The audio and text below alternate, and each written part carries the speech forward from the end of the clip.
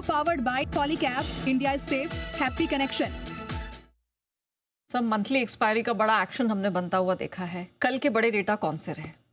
कल के बड़े डेटा में निफ्टी लगातार चौथे दिन कमज़ोर होता हुआ दिखा है और इंट्राडे में एक हफ्ते का लो छुआ है निफ्टी ने 25,878 का। निफ्टी लगातार तीसरे दिन लोअर लो लोअर हाई बनाता हुआ दिखा है। कमजोरी के संकेत निफ्टी से अभी तक हटे नहीं, घने काले बादल जो है वो निफ्टी पर बने हुए हैं। अब आइए 52 दिनों से यानी कि 30 सितंबर के बाद से एक इंटरेस्टिंग डेटा है यहाँ जी। 50 दिनों की मूविंग एवरेज के नीचे निफ्टी बंद नहीं होता हुआ दिखा है और कल जो 50 दिनों का मूविंग एवरेज था 25,930 था, परसों 25,920 था, जहाँ पर आपने सपोर्ट लिया था। तो कहीं न कहीं पहला जो सपोर्ट लेवल है निफ्टी पर क्लोजिंग के लिहाज से वो 50 डीए में है, जो आप करीबन पिछले 30 सितंबर के बाद यानी 52 दिनों से होल्ड कर रहे हैं। ओके। उसके बाद अगला बड़ा सपोर्ट 25,750 का आता है, उसका जिक्र आज नहीं करूंगा, मैं बाद में ज़रूरत होने पर करूंगा। पहले 50 डीए में तो टूटे, जब तक 50 डीए में नहीं टूट रहा तो हम क्यों, फिर भी जस्ट एक बैक ऑफ द माइंड आपके दिमाग में डालने के लिए कि इसके बाद जो बड़ा या तो 25,925 के आसपास बहुत स्ट्रॉन्ग सपोर्ट है क्लोजिंग बेसिस पे कि जब तक 25,900 के नीचे बनना हो तब तक आप 50 डीएमए के ऊपर ही बंद हो रहे हैं, तो एक तरह से राउंड फिगर में वो मान लीजिए। ठीक है। गलती से अगर हो गए आज या किसी और दिन तो फिर 25,750 बहुत ही स्ट्रॉन्ग सपोर्ट लेवल है। बार बार अभी भी हमने रिकवरी वहीं से दी। 10 दिसंबर के दिन 25,758 का लो बना के क्लोजिंग बेसिस पे वहां से रिकवर हो गए। तो अगला बड़ा सपोर्ट 25,750 है। सो बेसिकली आप ये कह सकते हैं ये 150 पॉइंट की रेंज 25,750 25,900 क्लोजिंग बेसिस पे निफ्टी पर मजबूत सपोर्ट का काम करिए। इसके आसपास आते हैं कुछ ना कुछ ऐसी चीज होती है कि रिकवर हो जाते हैं। फॉर एग्जाम्पल आज ऐसी क्या चीज हुई, आज नई सीरीज की शुरुआत हुई, तो हो सकता है नई सीरीज की शुरुआत में हम हल्के रिकवर हो जाए। कुछ ना कुछ आपको नीचे आते ही मिल जाता है। अच्छा। सिमिलरली ऊपर में आप 26,200 26,300 की रेंज में जाते हैं, कुछ हो ना हो, नहीं तो एफआईएस की बिकवाली आ जाएगी, आप नीचे आ जाएंगे। तो ऊपर में भी आपको सप्लाई किसी न किसी कारण से आ जाती है, नीचे भी सपोर्ट, यानी कि रेंज में फंसा हुआ बाजार अब इस महीने किस तरफ तोड़ता है देखने वाली बात है। बैंक निफ्टी लगातार इंट्राडे में कल 7 दिनों का लोअर लेवल इसने बनाया है 58,737 का, लेकिन उसके बाद बहुत ही शानदार रिकवरी आई और 4 दिनों की जो कमजोरी थी बैंक निफ्टी की लगातार कल उस पर ब्रेक लगा। ब्रेक क्या स्टाइल से लगा एकदम मतलब एकदम फर्स्ट क्लास। मतलब 4 दिन पहले आप देखिए नेहा जी, जहाँ से इसने शुरुआत की थी गिरने की 58,183 300 से किया था और 58,183 यानी कि 3 दिनों की गिरावट है ना, इसने एक ही दिन में कवर कर ली। 3 दिन में जितना गिरा है 115 पॉइंट 172 पॉइंट 79 पॉइंट मिलाकर उतना 238 पॉइंट के आसपास की उसकी रिकवरी कर गई। यानी कि रिकवरी में बैंक निफ्टी कंपैरेटिवली फास्ट है। हालांकि higher high higher low lower low बनाया, परसों का हाई भी पार किया ऊपर, परसों का लो भी नीचे तोड़ा, यानी कि थोड़ी वोलेटिलिटी बढ़ने के संकेत बैंक निफ्टी से आ रहे हैं। कल इंट्राडे में 58,600 के नीचे फिसला था बैंक निफ्टी, लेकिन फिर से 31 दिनों की जो क्लोजिंग रेंज है 58,800 के नीचे नहीं बंद होने का प्रण जो ले रखा है बैंक निफ्टी ने, वो प्रतिज्ञा पर एकदम खरा उतरा है। बार बार जाता है दिन में, ऐसा नहीं जाता है। 17 नवंबर का अच्छा इंट्राडे में तोड़ता है। इंट्राडे में भी क्या है ना, 17 नवंबर से लेकर अब तक आप कितना हो गया, मतलब 6 हफ्ते समझ लीजिए, मोटा मोटी 5 तो समझ लीजिए, 1.5 महीना हो गया, 6 वीक्स। हाँ 58,650 58,800 की रेंज में बैंक निफ्टी जाता है इंट्राडे में और कुछ न कुछ वजह से वहां से रिकवरी आ जाती है। ओके। अब जैसे कल की रिकवरी, कल ऐसे देखा जाएगा तो आपके पास कोई रीजन ही नहीं है। हाँ, लेकिन कुछ नहीं, एक्सपायरी के दिन है, शॉर्ट कवरिंग आगे बढ़ गए, कोई न कोई रीजन से बैंक निफ्टी वहां से बढ़ जाएगा। कल भी इंट्राडे में वापस 58,800 कल निचला लेवल थोड़ा सा तोड़ा था, 58,737 पर पहुंचा था, फिर रिकवर हो गया। सो बैंक निफ्टी बड़े सपोर्ट लेवल को रेस्पेक्ट कर रहा है, रुक रहा है वहां पर। ठीक है। छोटे मझोले शेयरों का बता देता हूँ। मिड कैप सेलेक्ट इंडेक्स लगातार 5वें दिन कमजोर है, बाजार की सबसे कमजोर कड़ी यही है। लगातार चौथे दिन लोअर लो लोअर हाई बनाया है। लगातार दूसरे दिन mid cap select index 50 DMA के नीचे बंद हुआ है, जो 13,704 का लेवल है उसके नीचे 100 पॉइंट नीचे जाकर बंद हुआ है 7 दिनों के निचले स्तर पर। इसको देख के एकदम मूड खराब हो जाता है। एब्सोल्युटली। स्मॉल कैप इंडेक्स लगातार तीसरे दिन कमजोर रहा है, लगातार दूसरे दिन इसने भी लोअर लो लोअर हाई बनाया है। मेटल इंडेक्स जरूर एकमात्र ऐसा इंडेक्स है सेक्टर में जो ओ माय गॉड टाइप है, एकदम कमाल ही कर रहा है। ये बिल्कुल नए लाइफ हाई पर फिर से कल पहुंचा है, बार बार लगातार। लेकिन दिग्गज स्टॉक्स कैसे परफॉर्म कर रहे हैं sir? Reliance, HDFC bank, ICICI bank? देखिए रिलायंस ने लगातार दूसरे दिन लोअर लो लोअर हाई बनाया है और 1560 का जो इंपॉर्टेंट लेवल है क्लोजिंग बेसिस पे, उसके नीचे ही लगातार दूसरे दिन बंद होता दिखा है 1541 पे, यानी कि थोड़ी कमजोरी के संकेत तो है। लेकिन फिर भी जो दो बड़े लेवल है रिलायंस के, वो आपको ध्यान में रखने चाहिए। नीचे में 1530, ऊपर में 1580।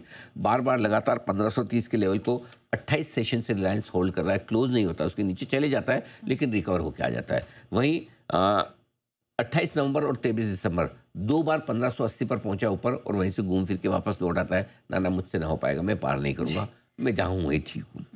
HDFC बैंक कल इंट्राडे में एक हफ्ते का लो बनाया, लेकिन उसके बाद थोड़ी रिकवरी भी दी, हल्का सा हरे निशान में बंद हुआ 995 पर। HDFC बैंक ने लोअर लो लोअर हाई बनाया, लेकिन 59 सेशन से जो इसकी रेंज है 970 और 1020 की, उसी को होल्ड करता हुआ दिख रहा है। ICICI बैंक 4 दिनों की कमजोरी पर इस पर ब्रेक लगाया। इंट्राडे में एक महीने का लो बनाया इसने 1338 पर, लेकिन वहाँ से हल्की रिकवरी हुई। रिकवरी होने के बावजूद जो 1360 के ऊपर की क्लोजिंग चाहिए वो नहीं मिल रही। इस बड़ी रेंज के नीचे लगातार दूसरे दिन बंद होता हुआ दिखा 1347 पर, यानी कि HDFC बैंक ने अभी तक अपनी कमजोरी के संकेत खत्म नहीं किए हैं और लगातार तीसरे दिन, माफ़ कीजिएगा, ICICI बैंक ने लगातार अपनी कमजोरी के संकेत खत्म नहीं किए, लगातार तीसरे दिन लोअर लो लोअर हाई भी बनाया। और दिग्गजों में सबसे ज़्यादा कमजोर ICICI बैंक है। इंडेक्स में सबसे ज़्यादा कमज़ोर मिड कैप इंडेक्स है, बता दूं आपको। विक्स में 4 बेसिस पॉइंट की कमी आई है, 9.68 पर, लगातार 10 के लेवल के नीचे ही ट्रेड करता हुआ दिख रहा है, कोई खास बदलाव नहीं। ठीक है, FIDIs ने क्या किया है सर? FIDI ने टाइम पास किया है। Okay. वैसे तो मैं बता दूं 13.65 ये है आपकी FIs की इंडेक्स फ्यूचर्स की लॉन्ग पोजीशन, इससे घटकर 8.8 पर आई है। सीरीज के पहले दिन 9% के नीचे है, राइट। लगातार छठे दिन कैश में बिकवाली 3844 करोड़ की, और नेट बिकवाली आई है लगातार तीसरे दिन, लेकिन सिर्फ 13 करोड़ की। Unlucky number 13। Okay 13। By the way, घरेलू फंड्स की 86वें दिन 86th डे रिकॉर्ड बनाए 6160, 6160, 6160, बड़ी खरीदारी है। घरेलू फंड्स की 9 दिसंबर के बाद की ये सबसे बड़ी एक दिन की खरीदारी है, ठीक है।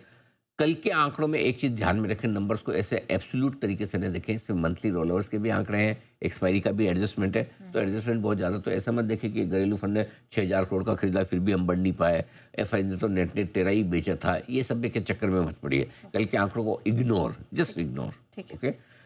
जो आंकड़ा काम का है वो देखिए। FI ने कैश मार्केट में इस महीने अब तक, आज का हटा के, 30,000 करोड़ से ज़्यादा की बिकवाली कर दी। अक्टूबर और नवंबर के बाद सितंबर में इससे ज़्यादा बिकवाली थी, वापस से 2 महीने थोड़ा कम बेचने के बाद इस महीने फिर से दबा कर बेचा। FIs की बिकवाली का प्रेशर थोड़ा बढ़ गया है।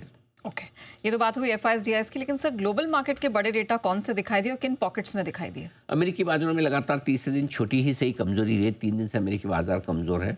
डॉलर इंडेक्स 98 के आसपास है, एक हफ्ते के ऊपरी स्तरों पर है।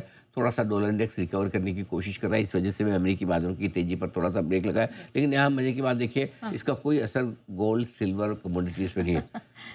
कल आपने चांदी पे हमने शुरुआत की थी लगातार दूसरे दिन, और कल आपने पूछा भी था कि क्या चांदी की तेजी खत्म हो गई। मैंने कहा इतना बड़ा बुल रन एक दिन में खत्म नहीं होता। आप वो बाइट निकालिएगा, मैं बता रहा हूँ, क्योंकि एक दिन में वो इतना बड़ा बुल रन नहीं। और मैंने कल एक चीज़ और भी कही थी कि जब भी एक तरफा तेजी के बाद अगर एक बड़ी गिरावट आती है तो पहली गिरावट में खरीदी जाती है जी। और आप देखिए कल चांदी ने 27,000 रुपये का एक दिन का बड़ा उछाल, लाइफ का अब तक का सबसे बड़ा उछाल है। चांदी का एक दिन का सबसे बड़ा उछाल कल आया है। एक दिन की सबसे बड़ी गिरावट परसों थी, और कल एक दिन की सबसे बड़ी उछाल आई है चांदी की इंट्राडे में। मेरे ख्याल से 2011 के बाद की सबसे बड़ी गिरावट वाला मामला था परसों, और कल वापस बड़ी उछाल। लाइफ ऐसे सिर्फ 3,162 रुपये। इसलिए हम ये कह रहे थे कंसोलिडेट कर सकता है, थोड़ा समय बिता सकता है। अब 2,55,000 के ऊपर निकलेगा तो चांदी फिर से आग लगाएगा, क्योंकि फिर आपका एक करेक्शन हो गया। कमज़ोर ट्रेडर्स चाहे वो लॉन्ग साइड पे हो शॉर्ट साइड पे, वो हल्के हो गए। जो कमज़ोर लॉन्ग्स थी वो प्रॉफिट बुक हो गए, जो कमज़ोर शॉर्ट थे वो उन्होंने स्टॉप लॉस ट्रिगर कर लिए होंगे, करेक्ट। अब वापस जब 2,55,000 के ऊपर निकल कर टिकेगी, बंद होगी, तो वे फिर चांदी फिर ये रुकने वाली नहीं, फिर 2.83 के आसपास किधर पहुँचेगी भगवान जाने। तो इसलिए कल हमारा अनुमान एकदम सही था कि आप स्ट्रिक्ट स्टॉप लॉस रखिए। किसी भी तरह का ट्रेड आपके लिए बहुत रिस्की हो सकता है। मैंने कहा लॉन्ग भी रिस्की है, शॉर्ट भी रिस्की है, और आपने देख लिया परसों लॉन्ग वाले मरे, कल शॉर्ट वाले मरे। Correct, absolutely. तो इसलिए इस तरह में ट्रेड करना, इसमें आप मिनट टू मिनट, घंटे घंटे और दिन दिन का व्यू लेंगे तो फंस जाएंगे। इसलिए बेहतर है शांति से बैठिए, देखिए, हड़बड़ी वाले ट्रेड और मस्ती वाले ट्रेड मत कीजिए। प्रॉब्लम क्या होता है, एक सबसे बड़ी आम समस्या जो है लोगों में क्या होता है, अगर कोई आपको स्टॉक खरीदना बेचना है, आप किसी एक्सपर्ट को पूछेंगे, किसी जानकार, अरे भाई यार ये लेना है, या किसी ने बोला, तो आप उसकी राय पूछते हैं, भरोसा करते हैं, फॉलो करते हैं। अब सोने चांदी में क्या, हर आदमी पैदाइशी एक्सपर्ट है। ये सही कहा। हमने देखा सोना पीले कलर का होता है, चांदी से ये सिल्वर कलर की, जो सफ़ेद जो भी बोल दो वो कलर के होते हैं। हमने तो देखी है बचपन से, सोने चांदी को तो हम अच्छे से जानते हैं, इसमें हमें कोई क्या बताएगा, है ना। सबको लगता है तो मुझे आता है, इसमें नेहा जी अनिल जी क्या नया बता देंगे, या कोई XYZ मृत्युंजय क्या आके नया बता देगा।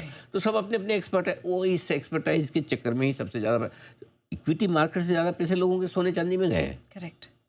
जो, और स्पेशली किन लोगों को, किन लोगों के, जो समझदार है।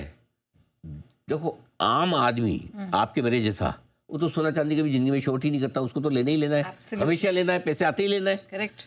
बेचने वाला कौन, जो सोना चांदी का समझदार है, कोई ज्वेलर्स, कोई सोने चांदी का ट्रेडर, कोई बुलियन ट्रेडर, कोई ये वो, जिनका ये बिजनेस है, उन्होंने ही बेची है। उन्हें हे भगवान इतना बढ़ गया, इतना थोड़ी होता है। बात सही, उनका पास्ट ट्रैक रिकॉर्ड, अनुभव जो रहा है, लेकिन पैसे उन्हीं के लगे हैं। कम से कम इस बार सोने चांदी में लोगों ने भली बड़े ना बनाए, ले नहीं आ पाए हो पूरे, लेकिन आम आदमी ने किसी ने बेचा नहीं, उल्टा जैसे भाव बढ़ता है और दबा के रखता है। बेचने का मन भी आ रहा है, न अच्छा हुआ नहीं बेचा, पता नहीं और बढ़ जाएगी, नहीं बेचूंगा, फिर भले 2 साल रिटर्न दे ना दे। तो ये बहुत रिस्की वाला मामला है। सोने चांदी को अगर आपने ये मान के सोचा मुझे सब आता है, मुझे पता सोना है सर, मुझे पता चांदी है सर, मुझे कोई क्या बताएगा, भाई साहब बहुत गड़बड़ कर देंगे, ध्यान रखिए। एनीवे आगे बढ़ते हैं। कॉपर लगातार 6ठे दिन लाइफ हाई बनाया है कॉपर ने। Copper is new gold, you know it very well. अच्छा भाई द वे, चांदी अपने लाइफ हाई से बची है 3162 रुपये दूर, सोना अपने लाइफ हाई से बचा है 3715 रुपये दूर मात्र। 2,54,000 के हाई से 3100 रुपये और 3700 रुपये 1,40,000 के लाइफ हाई से सोना दूर है। एल्यूमिनियम अप्रैल 2022 के बाद से नए रिकॉर्ड पर पहुंचा है। Oh my gosh, aluminium now very good. चलो नाल को लगाओ दौड़। निकल 14 महीने की ऊंचाई पर, लेट 6 हफ्तों के ऊपरी स्तरों पर पहुंचा हुआ। बधाई कमोडिटीज को। ओके सर, एक सवाल इससे पहले कि हम आगे बढ़े, जैसे कल हमने बैंक निफ्टी को लीड लेते हुए देखा था रिकवरी में, क्या उसी तरह का मूड माहौल आगे भी रहेगा given the past track record bank Nifty का? देखो सीरीज के हिसाब से देखेंगे तो यस, लेकिन आज का आज नहीं, क्योंकि आज के कुछ गेंस बैंक निफ्टी कल बना चुका है। अच्छा, बैंक निफ्टी वो फ्रंट लोड कर चुका है। तो मुझे आज तेजी चाहिए निफ्टी में, और मुझे लगता है कि निफ्टी में बेहतर बननी भी चाहिए। उसकी वजह ये कि निफ्टी को सपोर्ट देने के लिए आपके पास ऑटो है, आपके पास मेटल है, करेक्ट। तो कहीं ना कहीं थोड़ा आपके पास थोड़े मल्टीपल सपोर्ट वाले सेक्टर्स बन सकते हैं 2-3। अब वो बन जाए तो काम हो जाए। सो आई थिंक थोड़ा सा मैं ये सोचूंगा कि वैसे बैंक निफ्टी बढ़े अच्छी बात है, लेकिन मुझे लगता है कि बैंक निफ्टी थोड़ा कल बढ़ चुका है ज़्यादा, इसलिए इतनी बड़ी आउट परफॉर्मेंस दिखेगी इसकी संभावना थोड़ी कम है। फिर क्या होगा, बैंक निफ्टी वापस वहीं 59,350 450 के आसपास पहुंचता है, वहाँ थोड़ा रुक जाता है, थोड़ी प्रॉफिट बुकिंग आती भी है वहाँ पर।